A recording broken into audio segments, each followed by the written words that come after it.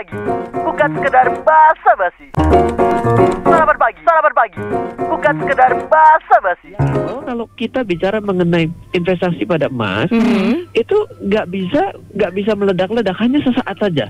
Oh. Nanti coba kita lihat ya, nanti dalam beberapa waktu ya, lewati 1 tahun gitu ya, harga emas akan kembali stabil.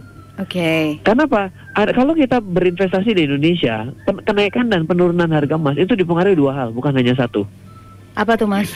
Yang pertama adalah harga emas dunia yang hari ini betul lagi mengalami kenaikan sampai dengan mencetak rekor tertinggi dalam waktu 2013-2007 tahun terakhir. Oke.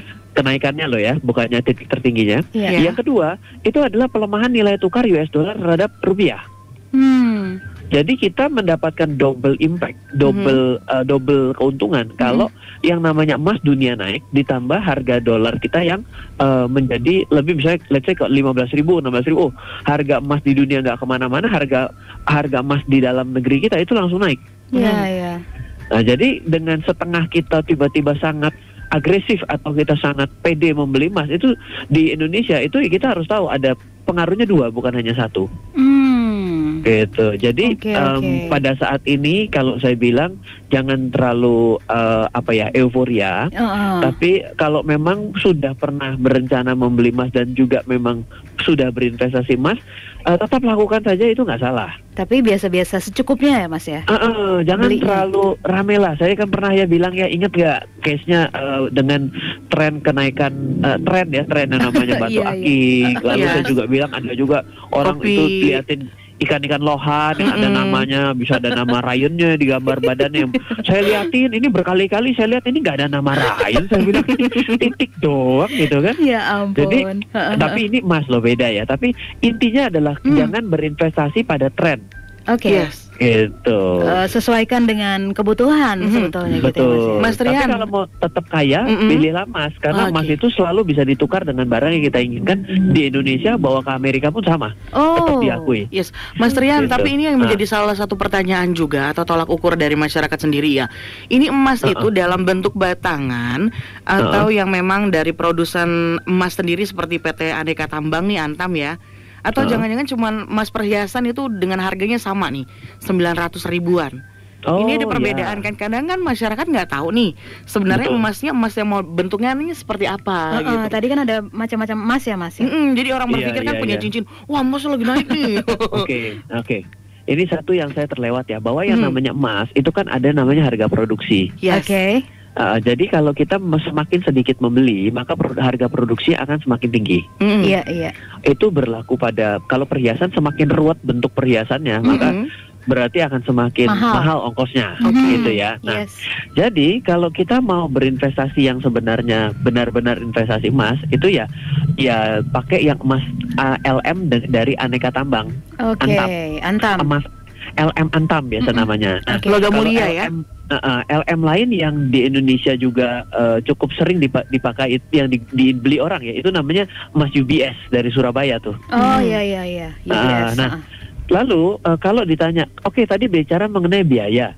Lalu biaya berapa yang mulai cocok atau apa ya, kalau dalam bahasa itu mulai cocok tuh gimana? Mulai sesuai lah gitu, pas lah. Mulai harganya jadi lebih cocok dengan harga emasnya dibandingkan dengan harga biaya produksinya, ongkosnya. Nah, itu biasanya di kelas di atas 100 gram. 100 gram ke atas. Kalau 100 gram ke atas berarti kalau hari ini mungkin kita mesti perhatikan ya, itu harga yang 900 ribu itu adalah harga 1 gram. Tapi kalau harga yang 100 gram harganya akan di bawah itu. Kenapa? Karena harga produksinya itu menjadi lebih murah. Ya, turun ya.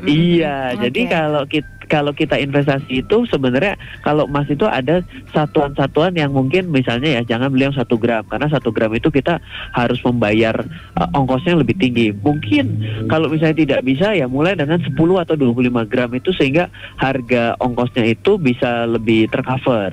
Seperti itu. Kalau perhiasan itu ya beda ya. Kalau perhiasan itu yang kita harus tahu adalah kadar. Masalah utama bicara mengenai kadar yang tadi saya juga sudah sebutkan, bahwa kadar itu ada hubungannya juga dengan ongkos.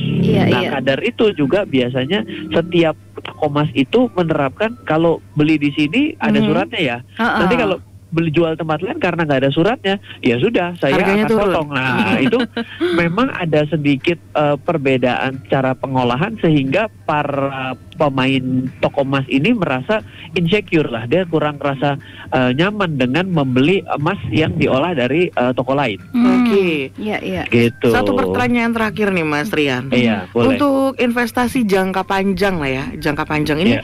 investasi emas ini dalam bentuk apa sih kalau untuk jangka panjangnya? Yang paling terbaik lah. Oke. Kalau jangka panjang beli terus-menerus sebagai tabungan emas ya, menabung emas ya kan, beli misalnya 2 kilo sebulan gitu kan boleh juga tuh. Iya. 1,8 miliar kalau 2 kilo Nambah-nambah sebulan. dikit.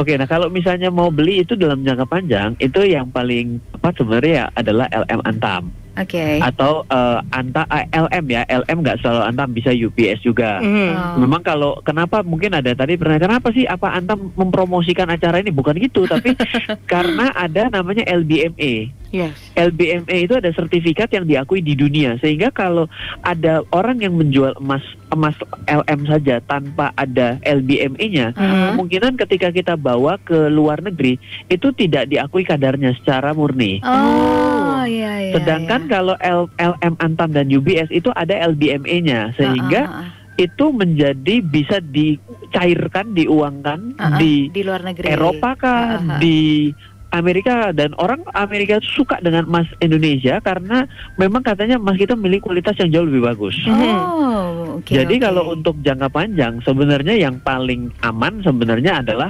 emas yang LM, tapi kan seiring dengan waktu banyak ya harus sewa safe deposit box, ataupun kalau ditaruh di rumah punya 3 kilo udah tiap hari tuh dikeker buat dirampok kan, resiko juga gitu. Iya.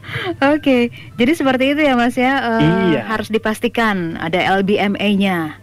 Ada sertifikat. Untuk sertifikasi dari internasional. Oke, siap. Begitu.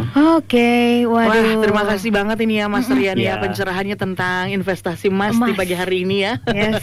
Dan Iya. kalau saya juga punya uang lebih, saya juga pengen beli emas soalnya. Iya, sama nih. Iya, waduh. hati-hati ketukar sama mas Jawa.